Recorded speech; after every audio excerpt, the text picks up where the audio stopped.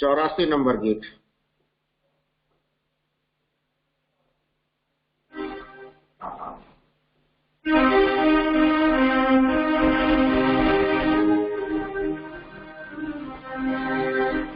हे प्रभु तू ही तो धन्य है, हे प्रभु तू ही तो धन्य है, सृष्टि तेरी मगन उल्लास, गुण तेरा वो गाती है,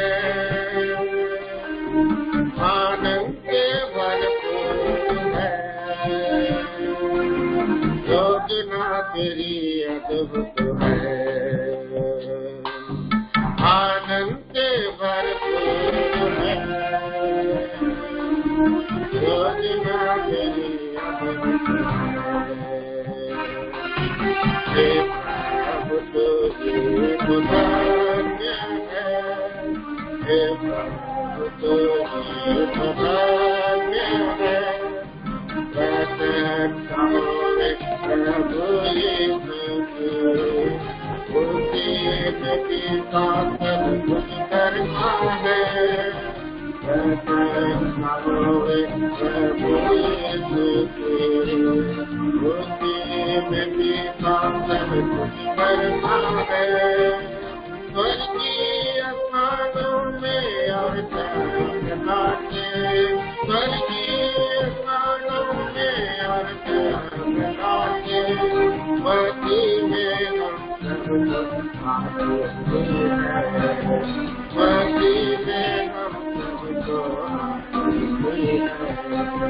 हे प्रभु तू तो धन्य है, हे प्रभु तू तो धन्य है, जगत की उत्पत्ति से पहले ही चुन लिया हमको मसीह में भी, जगत की उत्पत्ति से पहले ही चुन लिया हमको मसीह में भी, ताकि पवित्र और निर्दोष संभाले, ताकि पवित्र और निर्दोष संभाले, मसीह में आके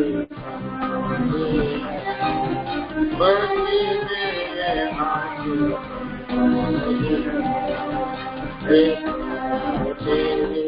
तो धन्य है, हे प्रभु धन्य है, सृष्टि तेरी मगन उल्लास, गुण तेरा वो गाती है, आनंद से भरपूर है, योजना तेरी अद्भुत है, आनंद से भरपूर है, योजना तेरी अद्भुत है। हे प्रभु तू ही धन्य है, हे प्रभु तू ही धन्य है,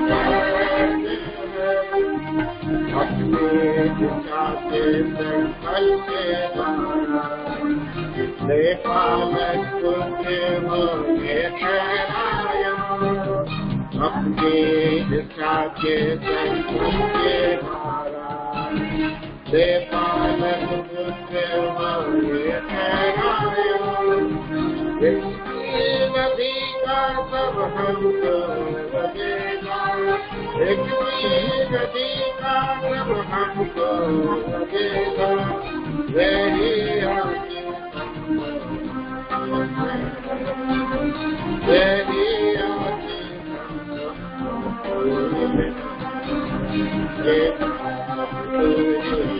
धन्य है, हे प्रभु धन्य है, सृष्टि तेरी मगन उल्लास, गुण तेरा वो गाती है,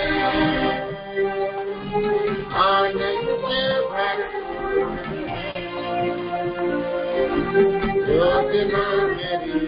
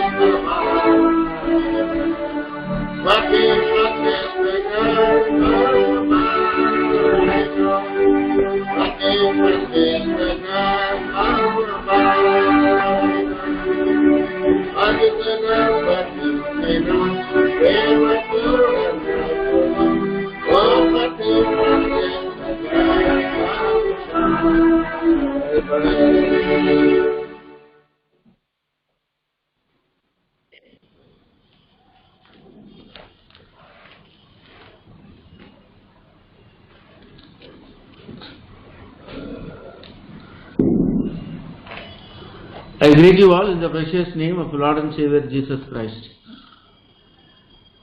प्रभु यीशु मसीह के मधुर मीठे नाम में आप सबों को मैं हार्दिक अभिनंदन करता हूँ। This evening we'll have Bible study from the book of Revelation, chapter 2. आज के इस संध्या के समय में हमारा जो बाइबल अध्ययन है प्रकाशित वाक्य 2 अध्याय। We are going to study the next church, that is the Thyatira. जो हमारा बाइबल अध्ययन है वो अगला और ये जो कलीसिया है थुआतीरा के बारे में है। We have studied the first church, Ephesus. हमने अध्ययन किया पहली कलीसिया इफिसियों को। Secondly, we have meditated on Smyrna. दूसरा और चर्च जो है स्मुरना को हमने ध्यान किया है। The previous week we have meditated from the church Pergamos. फिर तीसरा चर्च पिरगामुन की कलीसिया पर ध्यान किया है। So today our meditation is the fourth church, that is Thyatira. आज के दिन हम चौथा कलीसिया है और थुआतीरा के बारे में है। So this church is called as the corrupted church. और ये जो थुआतीरा कलीसिया है ये कलीसिया एक भ्रष्ट कलीसिया के रूप में और बतलाया गया है। Ephesus is the careless church. इफिसियों का जो कलीसिया है वो केयरलेसनेस चर्च है।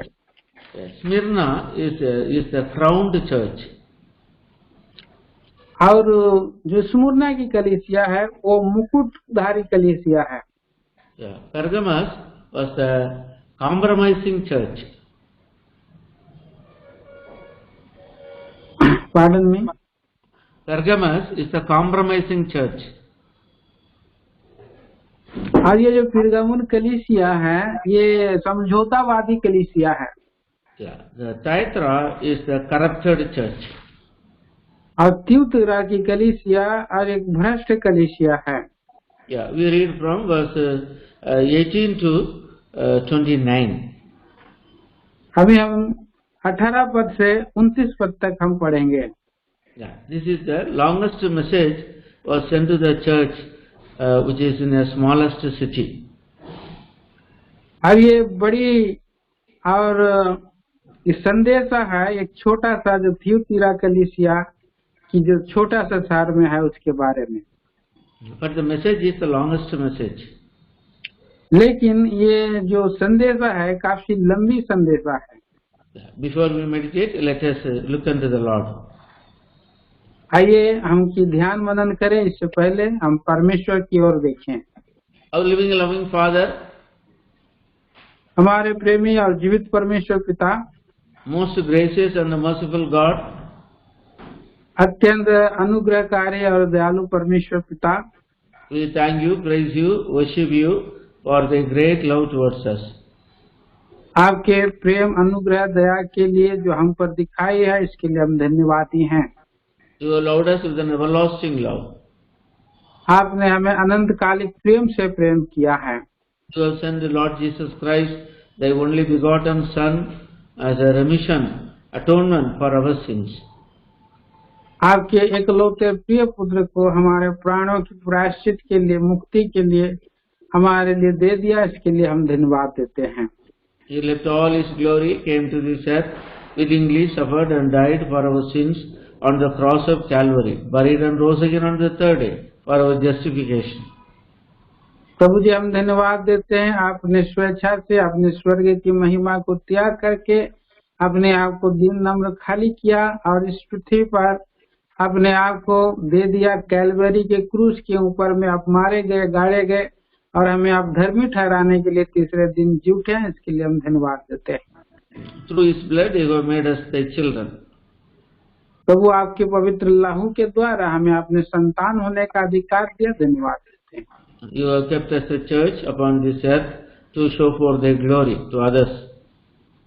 प्रभु जी, हम इस पृथ्वी पर अपनी कलीसिया में सुरक्षित रखा है कि हम आपकी महिमा को दूसरों पर प्रकट कर सके।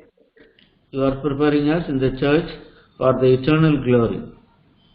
प्रभु जी, हमें कलीसिया में रख करके अनंत महिमा के लिए तैयार करते जाते हैं, इसके लिए धन्यवाद दिए हैं।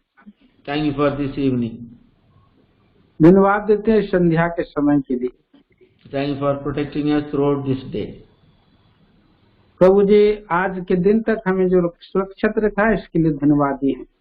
As we meditate from the word, the unction we given from above. प्रभु जी, जिस रीति से हम ध्यान करते हैं वचन पर, आपके अनुग्रह के रूप में हमें बनाए रखें। Every seen and unseen works of the enemy, by faith, rebuke and bind in your mighty name. सब देखी अनदेखी समझ शक्तियों को विश्वास के द्वारा मसीह के नाम में हम बांध देते हैं। Claim the anointing of the Holy Spirit. पवित्र आत्मा का ताजा अभिषेक चाहते हैं। In Jesus' precious name we pray. प्रभु यीशु ख्रिस्त के नाम में मांगते हैं। Amen. आमीन। Amen. So this church, Thyatira, was a military town as well as a commercial center, and there were many guilds are there. तो ये जो तुआतीरा की कलीसिया है, और ये एक जो सैन्य स्थान का नगर का है, और यहाँ पर जो व्यापार का स्थान केंद्र है। Yeah. So this Thyatira, that area, is full of idolatry and immorality. जो ये तुआतीरा की कलीसिया है, यहाँ पर अत्यधिक व्यभिचार, मूर्ति पूजा यहाँ पर होता है। So that city, Thyatira city, is known for idol worship and immoral life. और ये जो तुआतीरा शहर की जो कलीसिया है, शहर है, ये मूर्ति पूजा और व्यभिचार के विषय में है। That is the city, not in the church, but in the city filled with all these idols. ये पूरे कलीसिया की बात नहीं है, परंतु वो शहर की बात है। So here, this idol worship and immoral life are the greater enemies of the church. और उनके जीवन के दिनों में हम देखते हैं कि ये जो कलीसिया, ये शहर में मूर्ति पूजा और ये अपना जीवन है, और जिसके कारण ये कलीसिया में ये असर होता है। Yeah. Apart from that, there was the idol worship, that is sun god Apollo was worshipped widely in that area. वहाँ हम देखते हैं कि उस जगह में एक अपोलो करके एक सूर्य देवता है, और उसका आराधना उस जगह में किया जाता है। That's what in the message, our Lord Jesus Christ, He shows Himself as the Son of God. और इसीलिए प्रभु यीशु मसीह अपने आप को परमेश्वर का पुत्र होकर के सूर्य के नाई और वहाँ पर प्रकाशमान हुआ है। Verse 18 says, "Unto the angel of the church at Thyatira write, these things said the Son of God, who hath his eyes like the flame of the fire, and his feet are like fine brass." 18 पद में, तुआतीरा की कलीसिया के दूत को यह लिख, परमेश्वर का पुत्र जिसकी आंखें आग की ज्वाला के समान है और जिसके पांव उत्तम पीतल के समान हैं, वह यह कहता है कि People are worshipping sun god Apollo, but here Lord Jesus Christ is the Son of God, the express image of the invisible God. तो प्रिय बहनों, यहाँ पर हम देखते हैं कि मनुष्य सूर्य देवता अपोलो को जैसे वो लोग पूजा करते थे, परंतु प्रभु यीशु मसीह आग की ज्वाला के समान परमेश्वर का पुत्र, जो अनदेखा परमेश्वर है, उसके स्वरूप में प्रकट हुआ है। Yeah, that's what Jesus Christ, He claims as the Son of God. और इसीलिए परमेश्वर प्रभु यीशु मसीह परमेश्वर का पुत्र होने का यहाँ दावा कर रहा है। And his eyes like the flame of fire. और उसकी जो आंखें हैं आग की ज्वाला के समान है। That means the full of what do you call, able to see anything and able to burn anything. और इसीलिए जो कुछ भी वो कर सकता है, जो कुछ भी वो उसके पास करने की सामर्थ है। Yeah, the Revelation chapter 1 verse 14 also told last portion, and his eyes were as a flame of fire. प्रकाशित वाक्य पहला अध्याय का 14 पद में भी और आखिरी चरण में कहता है उसकी आंखें आग की ज्वाला के समान हैं। So all knowing God, all powerful God, all seeing God. तो उनकी और सब बातों को देखता है, सब बातें को जानता है और सब आंखों के द्वारा समझ लेता है। No man can escape from his sight. कोई भी व्यक्ति उसके आंखों से ओझल नहीं हो सकता है। Psalm 11 verse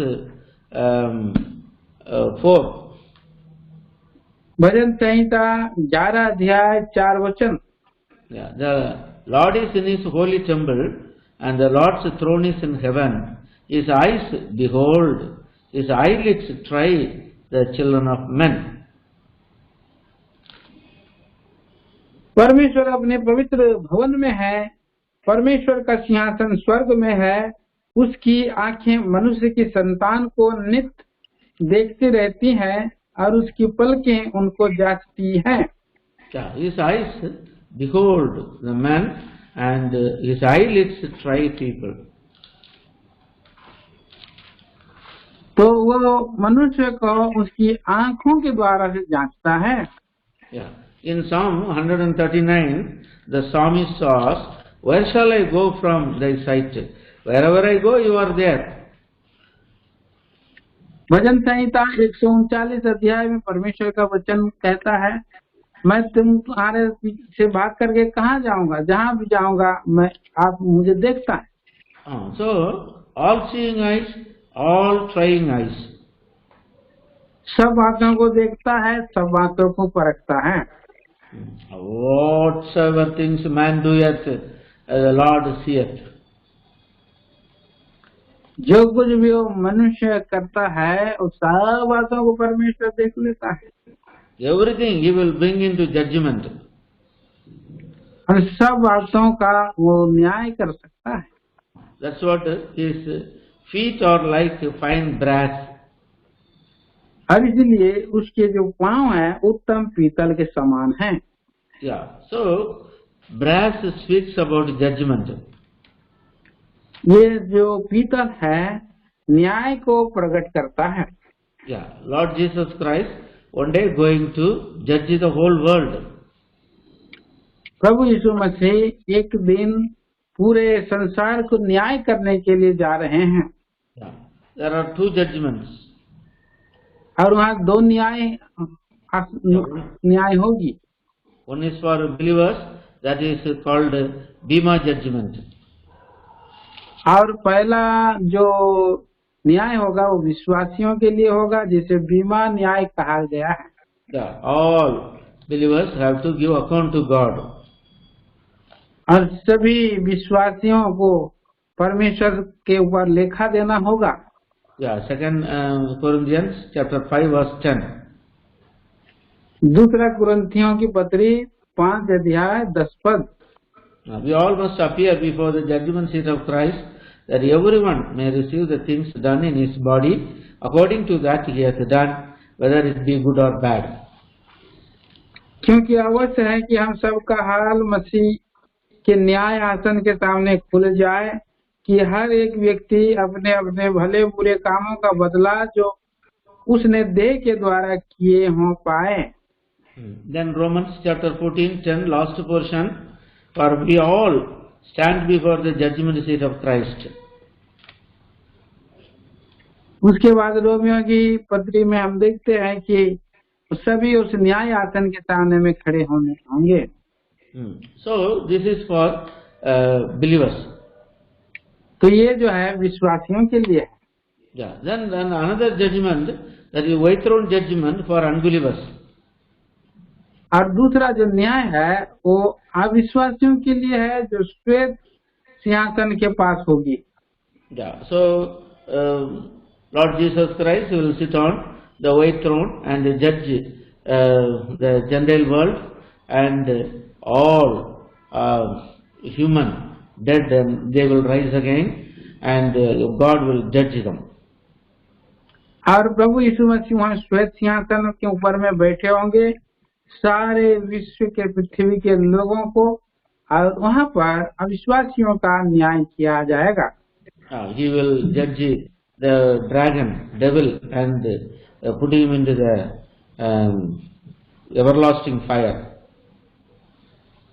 और वहाँ पुराना जिगर शैतान को और उसका न्याय करेगा और उसको अनंत नरक में डाल देगा। That is the final judgment, white throne judgment. और वो अंतिम न्याय होगा और श्वेत सिंहासन के सामने। That we read in Revelation chapter 20. और इस बात को हम प्रकाशित वाक्य 20 अध्याय में पाते हैं, Verse 11. उसके 11 पद में। I saw a great white throne, and in him sat on it, and whose face of the earth heaven fled away, and there was found no place for them. फिर मैंने एक बड़ा श्वेत सिंहासन और उसको जो उस पर बैठा हुआ है देखा, उसके सामने से पृथ्वी और आकाश भाग गए और उनके लिए जगह ना मिली।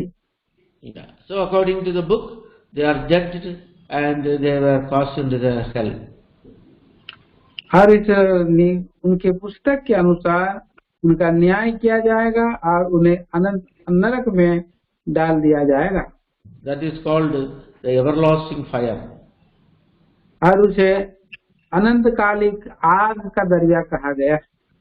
So Jesus Christ he is the judge to come, judges everyone. Believers he will judge, and Gentiles he will judge. तो प्रभु यीशु मसीह सबका न्याय करेगा, वो विश्वासियों का भी न्याय करेगा और अन्य जातियों का भी न्याय करेगा। Yeah. So knowing the judgment, the coming judgment, we believers also must live a careful life and live a life which is pleasing and acceptable unto God. और इसके लिए विश्वासी लोगों को भी बड़ा ही और सावधानी के साथ, और उनको कि एक दिन परमेश्वर के सामने, प्रभु यीशु के सामने में लेखा देना पड़ेगा, इसके लिए जानते हुए जीवन बिताना है। In verse 19, the Lord says, I know their works and their charity and service and faith and their patience and their works, and the lost to be more than the first. और वहाँ पर उसके 2 अध्याय के 19 वचन में और कहता है कि मैं तेरे कामों को, तेरे प्रेम और विश्वास और सेवा और धीरज को जानता हूँ, और यह भी कि तेरे पिछले काम पहलों से बढ़कर है।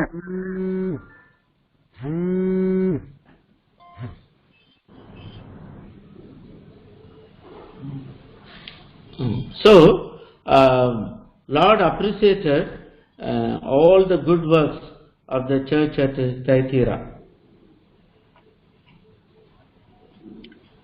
वहाँ पर हम देखते हैं कि परमेश्वर उनके कामों का सराहना कर रहा है। The Lord always appreciates every good work which we do. परमेश्वर उन सारे भले कामों को जो हम करते हैं उनकी सराहना करता है। Yeah, see, Thyatira has charity, service, faith, patience, everything good in the sight of God.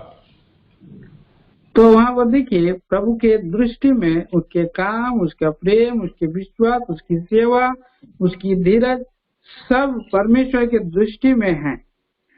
Yet, verse 20 he says, notwithstanding I have few things against thee, because thou sufferest the woman Jezebel, which calleth herself prophetess, to teach, to seduce my servants to come into fornication and to eat things sacrificed unto idols.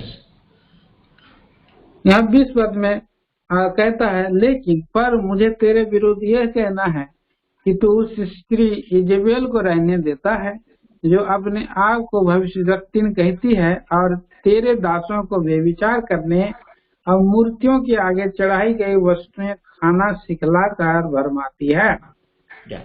You know that these children of Israel, though they are children of Abraham, and they lived a sinful life of marrying heathen and thus brought idol worship into the among the God's people. तो यहाँ पर हम देखते हैं प्रियो कि Abraham के संतान अर्थात इस्राएली लोगों का जीवन में भी ये घटना को हम देखते हैं कि कैसे वे लोग जब कनान में गए तो और अन्य जाति स्त्रियों के साथ विवाह करके और उन्होंने व्यभिचार किया है और भरमा गए। It is started right from the days of Solomon. और यहाँ जो ये बातें जो है सुलेमान के दिनों से भी पाई जाती है। Yeah, Solomon built a magnificent temple for God, but because of his lust for women, married so many women, they have made him to deviate from the living God.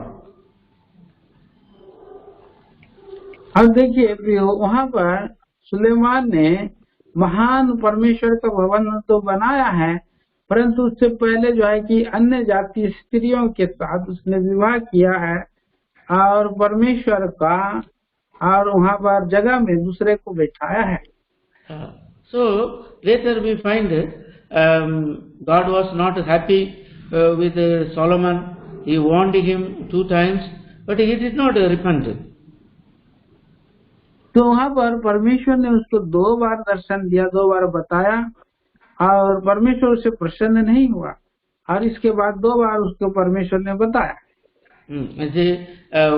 First King chapter 11 verse 1 says, King Solomon loved many strange women together with the daughters of Pharaoh and the women of Moabites, Ammonites, Edomites and Zidonians and the Hittites.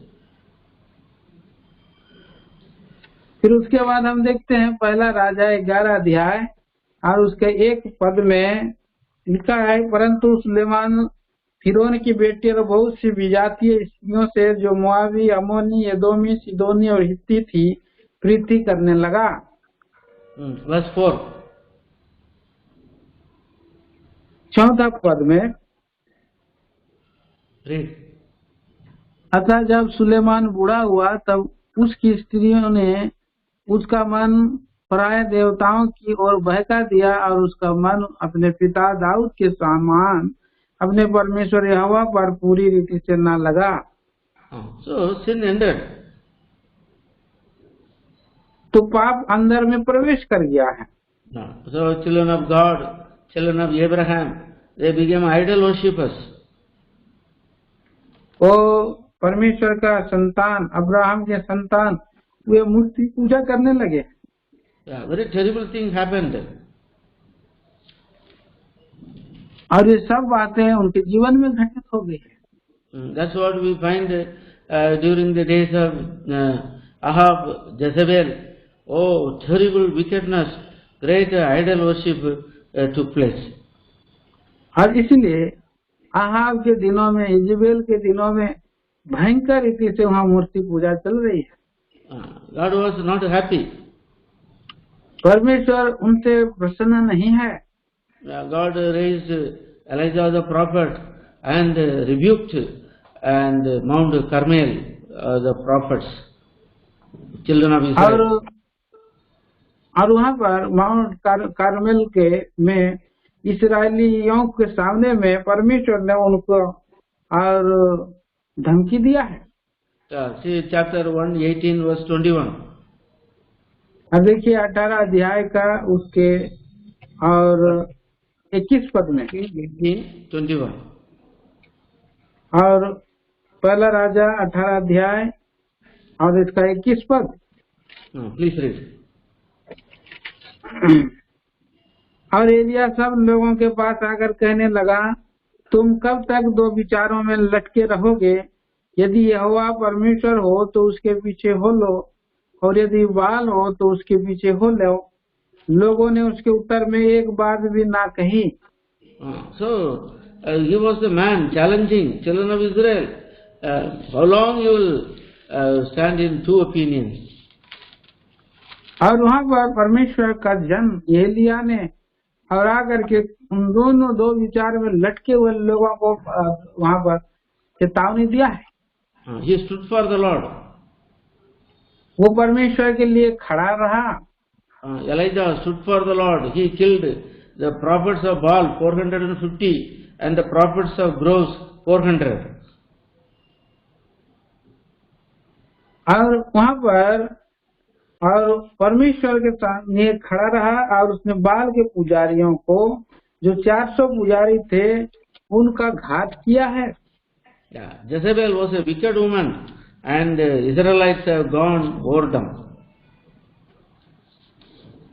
और ये जो Jezebel है दुष्ट रानी है और जिसने इस्राएलियों को भरमा दिया है। That there was a lot of damage among the children of Israel.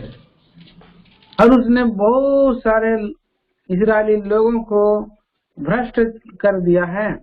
And the second sin in Thyatira was the sin of this Balaam, doctrine of Balaam. दूसरा पाप वह थियोतिरा की कलीसिया में है, वो बालाम का पाप है। You know that we have meditated in the previous church. There is Pergamos when we have meditated. और इसके बारे में हमने पुरगमन की कलीसिया में बालाम के बारे हमने देखा था। So these two things, Jezebel's fornications and again these Balaams, both are related to idol worship and eating what is offered to idol and also fornication.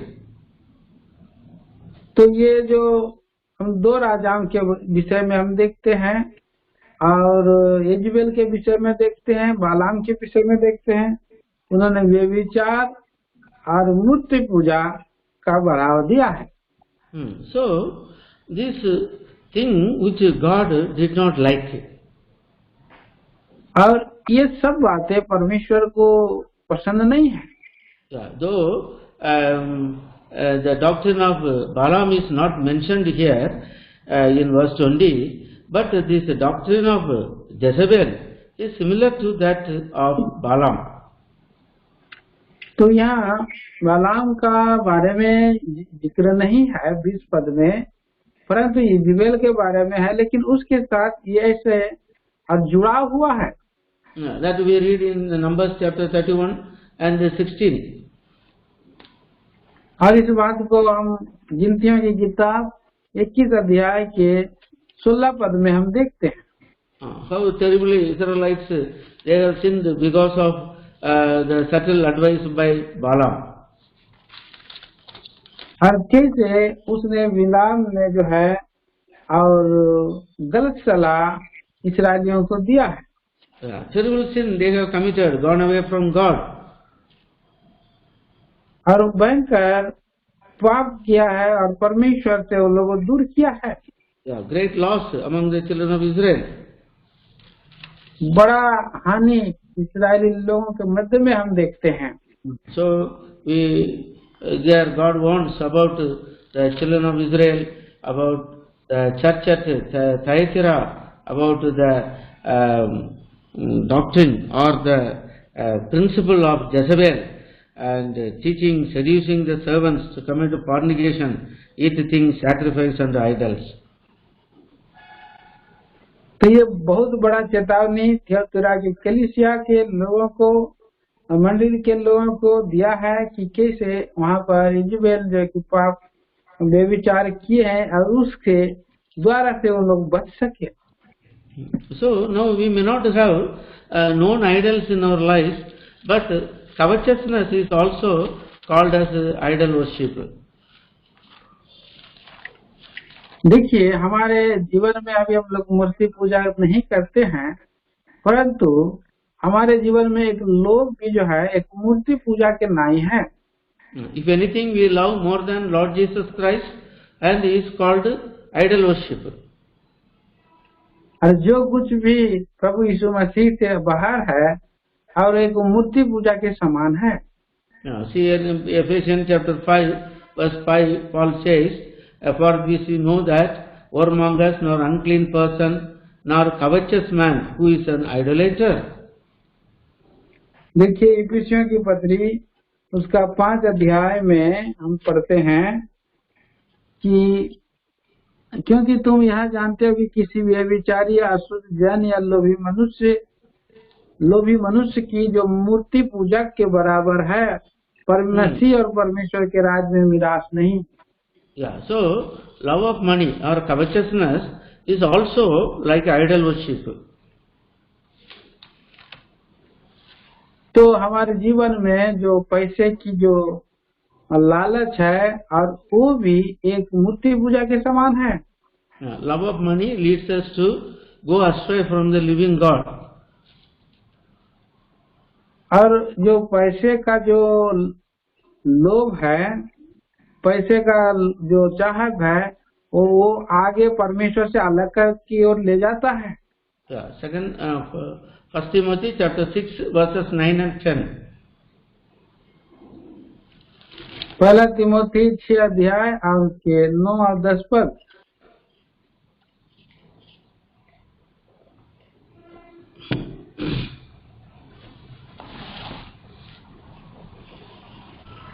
पहला तिमोथी 6 अध्याय और 9 और 10।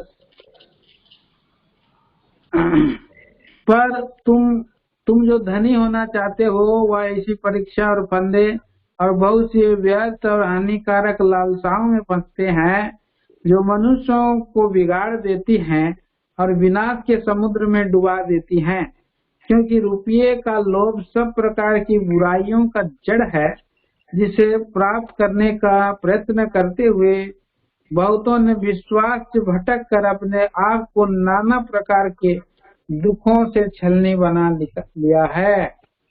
So having money is not sin, but the love of money is sin. जो पैसा होना ये पाप नहीं है, लेकिन पैसा का लोभ जो है एक पाप है। In the love of money, people they do sin and they commit evil, hate others, and they don't give to God, they don't give to the poor, and thus only they love money and not following the word of God. तो ये जो पैसा का जो लोभ है और पाप का और ले जाता है और उसके द्वारा से और गरीबों को नहीं देता है और इसके द्वारा से पाप के लिए होता है। Those who have wealth of this earth must be willing to distribute to others, those who are in need. और जो है जो जरूरतमंद है उन लोगों को और ये आवश्यकताओं के समय में सहायता करना है।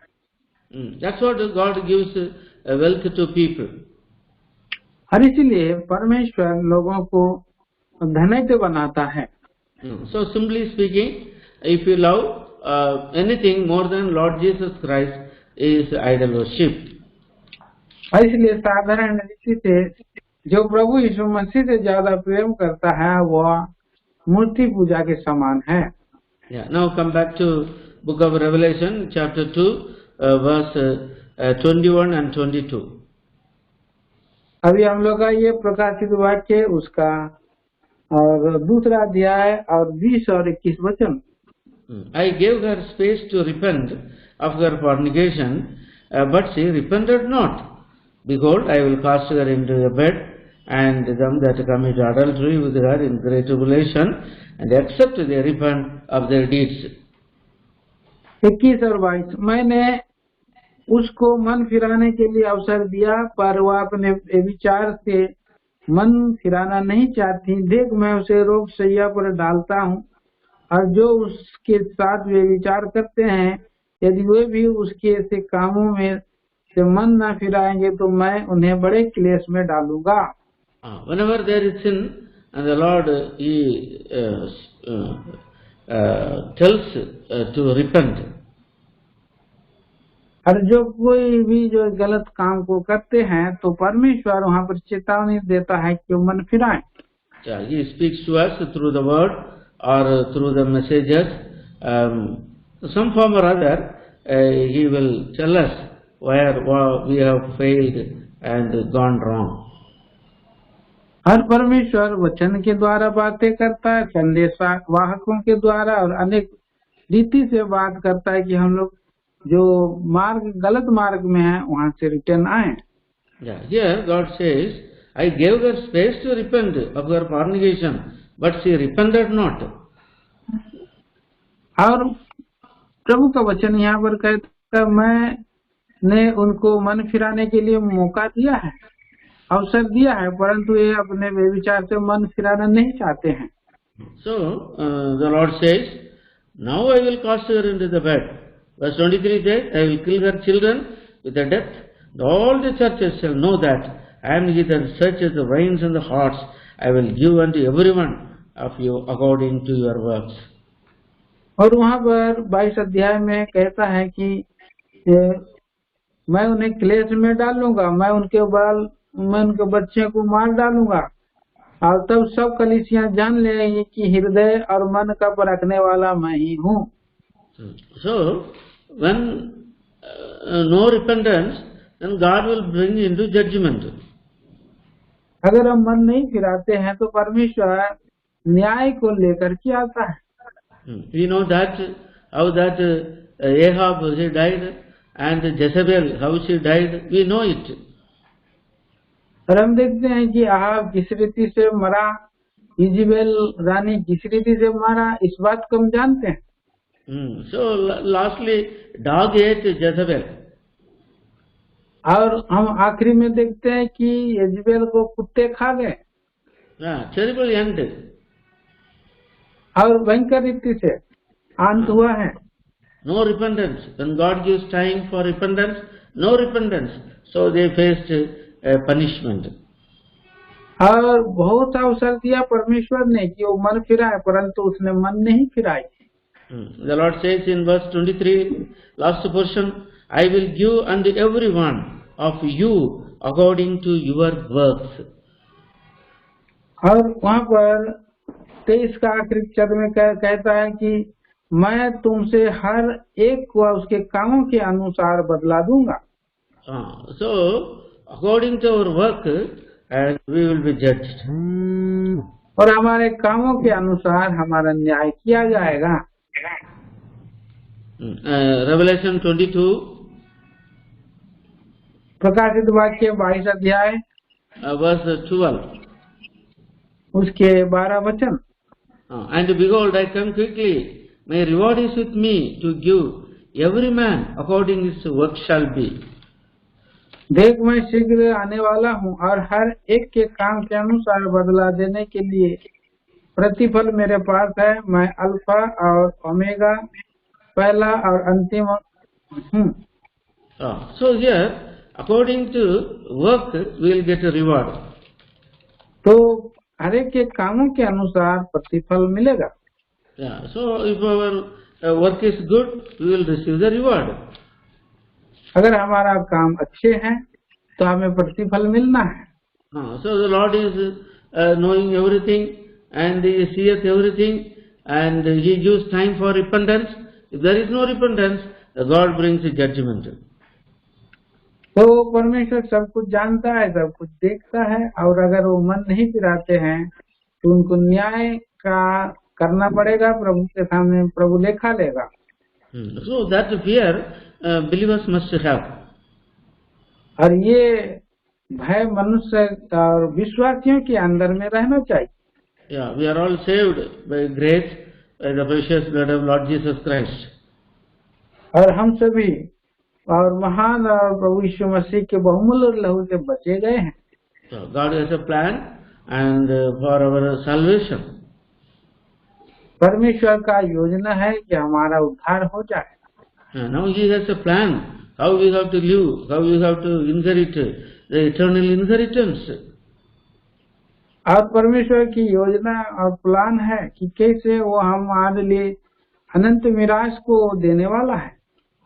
That's what we must live a worthy life. और इसीलिए परमेश्वर के दृष्टि में हमें योग्य जीवन बिताना है। Verse 24. उसके 24 पद में, But unto you I say, and unto the rest in Thyatira, that as many as have not this doctrine, and which have not known the depths of Satan, as they speak, I will put upon you none other burden. 24 पद में, पर तुम थयातीरा के बाकी लोगों से जितने इस शिक्षा को नहीं मानते, उन बातों को जिन्हें शैतान की गहरी बातें कहते हैं नहीं जानते, या कहता हूँ कि मैं तुम पर और बोझ ना डालूंगा। Here you are told the depth of Satan. और यहाँ पर कहता है कि वो शैतान की गहरी बातें। So we must be very careful. Satan is a roaring lion, and also is a serpent. Somehow or other, directly or indirectly, he wants to defeat the children of God. और इस शैतान से हमें बहुत ही सावधान रहना है। वो गरजने वाले सिंह की नाई भी है, और एक पुराना सांप अजगर के समान भी है, और वो प्रत्यक्ष में और अप्रत्यक्ष में वार करता परमेश्वर के बच्चों के ऊपर में। In the Garden of Eden, he came subtly to Adam and Eve and deceived them as a serpent. और आदन के वाटिका में हम देखते हैं कि वहाँ पर पुराना सांप अजगर बड़ी ही चतुराई से आदम और हव्वा को बहका दिया है। Now he is like a roaring lion, walketh about, whom he may devour. और यहाँ पर अब हम देखते हैं कि एक सिंह के समान शैतान गरजने वाला है कि लोगों को फाड़ खाए। 1 Peter chapter 5 verse 8. पहला पत्रस उसका 5 अध्याय का 8 वचन। As a roaring lion walketh about, seeking whom he may devour. उनका सचेत हो और जागते रहो कि तुम्हारा विरोधी शैतान गरजने वाले सिंह के समान इस खोज में रहता है कि किसको फाड़ खाए। So he is very much fearsome and also very much cunning. और एक बहुत ही भयावह है और एक बहुत ही चतुर है। So we must be very much vigilant. और इसलिए हमारे प्रभु के लोगों को बहुत ही चौकना रहना है। Here verse 25 he says, but that which ye have already hold fast till I come. और इसलिए 25 पद में कहता है, पर हाँ जो तुम्हारे पास है उसको मेरे आने तक थामे रहो। Till those who are living upright life, till his coming, we must hold fast our upright life. और इसीलिए हमारा पास जो खरा जीवन है उसको थामे रहना है जब तक प्रभु न आए। That's what we believers must be all time vigil and all time alert regarding our spiritual life. इसलिए विश्वासी जीवन में हम विश्वासियों को हर समय चौकस और निगरानी जागते हुए रहना है। And what the Lord says in verse 26, he that overcometh and keepeth my works unto the end, to him I will give power over nations. और इसलिए 26 पद में कहता है, जो जय पाए वह मेरे कामों के अनुसार अब अंत तक कहता रहे, मैं इस जाति के लोगों पर अधिकार दूंगा। So the overcomer will be given power over the nations. तो जो जय पाते हैं उनको जाति जाति के लोगों पर अधिकार मिलेगा। For every church, the overcomer is assured some reward.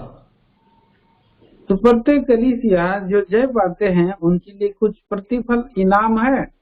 And verse 27 we are told, and he shall rule them with a rod of iron, as a vessel of the potter shall be broken shivers, as I received of my father. और 27 पद में कहता है वहाँ लोहे का राजदंड लिए हुए उन पर राज्य करेगा, जिस प्रकार कुम्हार के मिट्टी के बर्तन चकनाचूर हो जाते हैं, मैंने भी ऐसा ही अधिकार अपने पिता से पाया है।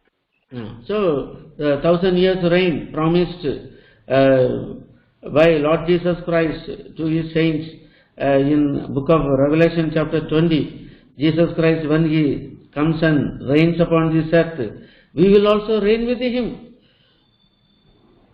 और हम देखते हैं प्रकाशित वाक्य 20 अध्याय में 1000 वर्ष तक और राज करने के लिए प्रभु कहता है कि जो प्रभु के लोग हैं उसके साथ वे लोग भी 1000 वर्ष तक राज करेंगे। See verse in Revelation chapter 3 verse 21, him that overcometh I will grant him with him sit in my throne, even I also overcame, sat down with my Father in his throne. प्रकाशित वाक्य 3 अध्याय का 21 पद में जो जय पाए मैं उसे अपने साथ अपने सिंहासन पर बैठाऊंगा, जैसे मैं भी जय पाकर अपने पिता के साथ उसके सिंहासन पर बैठ गया। If we suffer with him, we will reign with him. अगर हम उसके साथ दुख उठाएंगे तो हम उसके साथ में राज्य भी करेंगे। Revelation chapter 20, in the white throne judgment, all the children of God will reign with him. और प्रकाशित वाक्य 22 अध्याय में 20 अध्याय में देखते हैं कि सभी प्रभु के साथ राज्य करेंगे जो परमेश्वर के हैं। See verse chapter 20 verse 4. देखिए 20 अध्याय का 4वां वचन। Read. फिर मैंने सिंहासन देखे और उन पर लोग बैठ गए और उनको न्याय करने का अधिकार दिया गया। मैंने देखा उनकी आत्माओं को भी देखा जिनके सिर यीशु की गवाही देने और परमेश्वर के वचन के कारण काटे गए थे, जिन्होंने ना उस पशु की ना उस मूर्ति की पूजा की थी और ना उसकी छाप अपने माथे और हाथों पर ली थी। वे जीवित होकर मसीह के साथ 1000 वर्ष तक राज करते रहे। 1000 years, and along with Jesus Christ, we will reign upon this earth upon the Gentiles. तो ये 1000 वर्ष तक इस पृथ्वी पर के ऊपर में अन्य जातियों के बीच में प्रभु यीशु मसीह के साथ 1000 साल तक राज करेंगे। Verse 27, Revelation 2:27, he shall rule them with a rod of iron, vessels of the potter shall be broken as shivers, even as received of my Father. 27 पद में और वह लोहे का राजदंड लिए हुए उस पर राज्य करेगा, जिस प्रकार कुम्हार के मिट्टी के बर्तन चकनाचूर हो जाते हैं, मैंने भी ऐसा ही अधिकार अपने पिता से पाया है। Wonderful blessing of rule along with Jesus Christ. अद्भुत आशीष और सामर्थ और जो राज्य करने का अधिकार पिता प्रभु यीशु मसीह के साथ मिलेगा।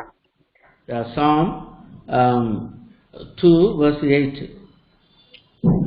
भजन संहिता 2 अध्याय उसके 8 पद। Ask of me, I shall give thee the heathen, their inheritance, uttermost parts of the earth for thy possession. मुझसे मांग और मैं जाति जाति के लोगों को तेरी संपत्ति होने के लिए और दूर दूर के देशों को तेरी निज भूमि बनने के लिए दे दूंगा। Then verse 28, Revelation 2:28, and I will give him the morning star. और प्रकाशित वाक्य 2 का 28 पद, मैं उसे भोर का तारा दूंगा। Jesus Christ is the bright and morning star. Revelation 22:16. और प्रकाशित वाक्य 22 अध्याय का 16 पद में प्रभु यीशु मसीह दाऊद के मूल और वंश और भोर का चमकता हुआ तारा हूँ। Bright and the morning star. और भोर का चमकता हुआ तारा।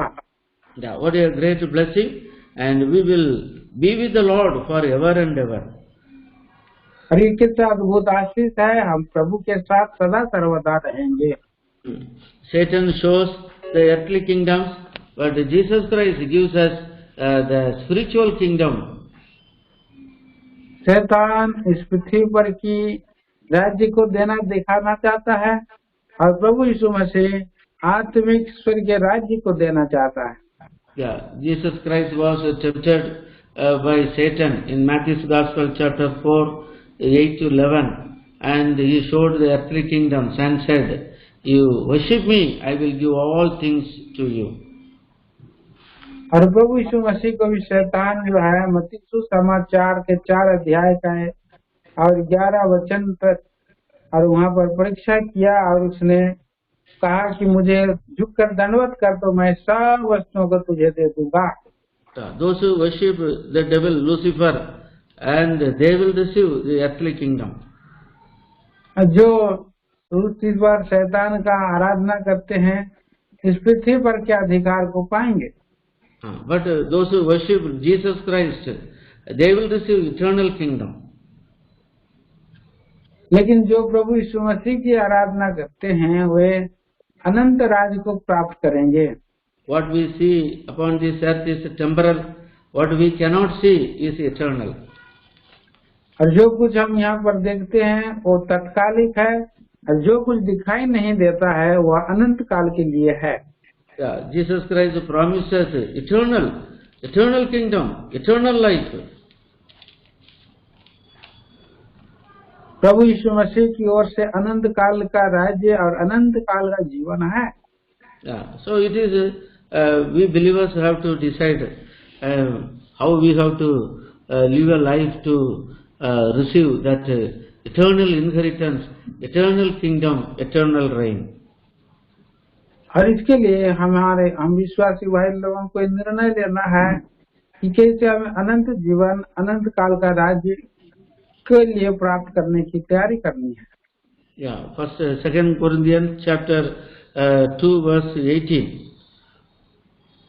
और दूसरा कुरिन्थी उसका 2 अध्याय और उसके 18 वचन। Please read. दूसरा कुरिन्थियों की पत्री 2 अध्याय 18।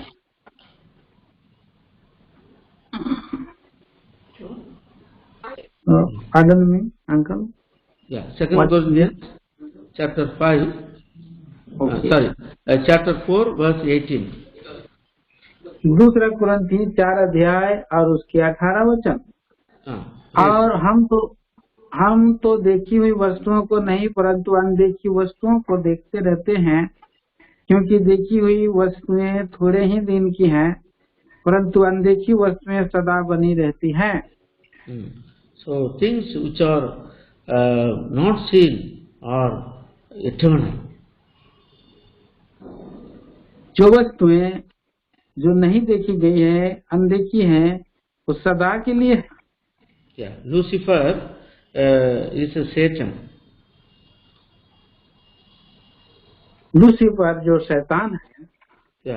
In Hebrew meaning, Lucifer means brightness or bright star. इब्रानियों में उसका मतलब है वो चमकता हुआ और चमकता हुआ भोर का तारा है। But Jesus Christ is a bright and morning star. लेकिन प्रभु यीशु मसीह चमकता हुआ वो और सुबह का तारा है। Satan is always a counterfeit of Lord Jesus Christ. और शैतान हमेशा प्रभु यीशु मसीह का प्रत्यक्ष खड़ा रहता है। Is all counterfeit, duplicate. और वो एक नकली उसका रूप बदलता है। We must be very careful. इसके लिए हम सबों को बहुत सावधान रहना है।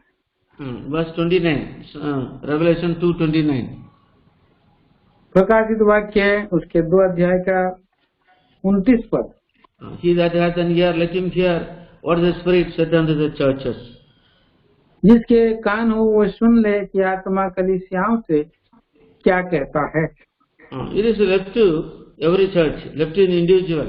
He saved us, but the spiritual life, overcoming life, is left to individual to struggle and get it. और जो कोई भी जो है यहाँ पर लिखा है जो आत्मा कलीसिया से कहता है जो कुछ छोड़ दिया है उसको छोड़ दो और उसके अनुसार चलो।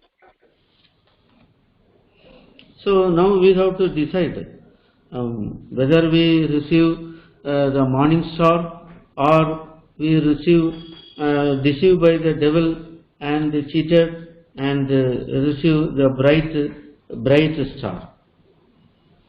तो हमको ये निर्णय लेना है, हमको क्या लेना है। शैतान बहलाना चाहता है कि वो भोर का और वो जो है चमकता हुआ तारा है, और प्रभु यीशु मसीह भी चमकता हुआ सुबह का तारा है, उसको लेना है। So this Thyatira is a corrupted church, corrupted by the devil, by idol worship and fornication.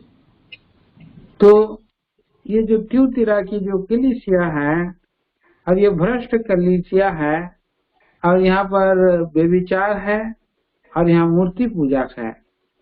These all outside came into the church. और उन सारे कलीसिया जो उसमें अंदर आ गई है, वहाँ से निकलना है। When we are not vigilant, when we are not alert, and the devil will bring all these things in our lives. अगर हम अपने आप को नहीं जांचेंगे और उन सब बातों को नहीं परखेंगे तो शैतान हमें जो है भ्रष्ट कर सकता है। His desire is that we may fall and we may deny the Lord and worship the devil. और वो उसकी इच्छा है कि हम हमारे अंदर में कुछ गलत आए और हम मूर्ति पूजा करें, हम प्रभु को छोड़ दें। But the Lord is with us always to take care of us. लेकिन प्रभु हमारे साथ है और सब वस्तुओं का ये द्वारा हमें शुद्धि लेना चाहता है। The Lord told to Peter, Satan wants to sift you as wheat, and I prayed for you. तो प्रभु यीशु मसीह ने पतरस को कहा कि शैतान ने तुम्हें मान लिया है कि गेहूं की नाई फटके, परंतु मैंने तुम्हारे लिए विनती किया है। Satan wants to sift us, or want to the wheat, how it will be sifted by the winnowing. Likewise, Satan wants to deceive God's people. तो हम जानते हैं प्रियो कैसे गेहूं को फटका जाता है, वैसे ही विश्वासियों को शैतान फटकना चाहता है। See, book of Luke's Gospel, chapter 22.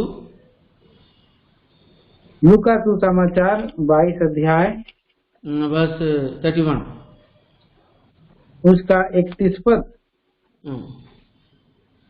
शमौन, हे शमौन, देख शैतान ने तुम लोगों को मांग लिया है कि गेहूं के समान फटके।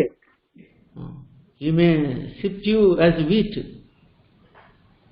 वह गेहूं के समान फटकना चाहता है।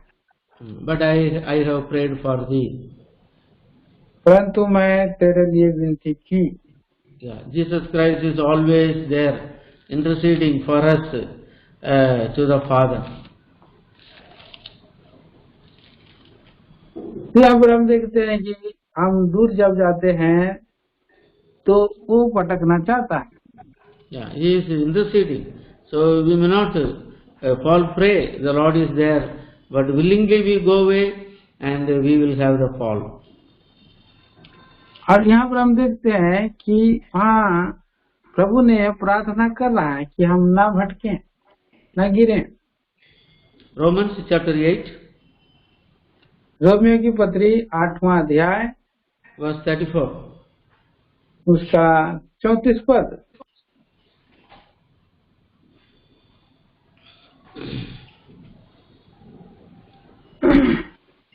फिर कौन है दंड की आज्ञा देगा? मसीह ही है जो मर गया, मुर्दों में से जी उठा और परमेश्वर के दाहिनी ओर है और हमारे लिए निवेदन भी करता है। Who maketh intercession for us. वो हमारे लिए निवेदन भी करने के लिए जागृत है। So Satan wants to sift us, but Jesus Christ he intercedes to us to the Father. शैतान हमको फटकना चाह रहा है, परंतु प्रभु यीशु मसीह हमारे लिए मदद कर रहा है। We are victorious in Christ Jesus. हम प्रभु मसीह यीशु में जीवंत हैं। So always be alert. These all the failures of the churches are seen these days in our churches also. और हमेशा हमें जो है फेलियर हम लोग रहते हैं, लेकिन हम जागृत रहना, तैयार रहना है। We must be alert and sober and vigilant. और हम सबों को ध्यान देने वाला, सुनने वाला और चौकस रहने वाला, जागृत रहने वाला होना है। We have to pray, Lord, make me a overcomer. और प्रभु हमें जीवन बिताने के लिए सहायता करे। The Lord will help us. प्रभु हमारी सहायता करेगा। Shall we pray? आइए हम प्रार्थना करें। Our living loving Father, हमारे प्रेमी जीवित परमेश्वर पिता, thank you for the meditation of the word from Revelation chapter 2 about the church at Thyatira. प्रभु जी हम धन्यवाद देते हैं थियोतीरा की कलीसिया जो प्रकाश वाक्य 2 अध्याय में ध्यान करने में सहायता किया। All these are written for our admonition. प्रभु जी सब जो लिखी हुई बातें, जो बुराई की बातें हैं, We may not fall, we may live a overcomer's life. उनमें हम ना गिरे और प्रभु हमें जीवन बिताएं, सहायता मदद कीजिए। Though the enemy wants to make us to fall, but you are there, the Father, interceding on behalf of us. जबकि शैतान चाह रहा है कि हम उन पापों में गिर जाएं, लेकिन प्रभु आप हमारे लिए मध्यस्थ करते रह रहे हैं, इसके लिए हम धन्यवाद देते हैं। We are victorious because Lord Jesus Christ, He is victorious. हम जीवन बिता सकते हैं क्योंकि हमारा प्रभु यीशु मसीह जीवन प्रभु है। Bless the word given, work in everyone's heart. प्रभु जो दिए हुए वचनों को आशीष दे, कार्य करें, सहायता करें। Prepare us for the coming. प्रभु जी आपके आगमन के लिए हमें तैयार कीजिए। In Jesus' precious name we pray. प्रभु यीशु क्रिस्त के नाम में मांगते हैं, Amen. आमीन। Now the grace of Lord Jesus Christ, love of the Father, the communion and the fellowship of the Holy Spirit be with us forever and ever. Amen. आमीन। सबकी जय मसीह।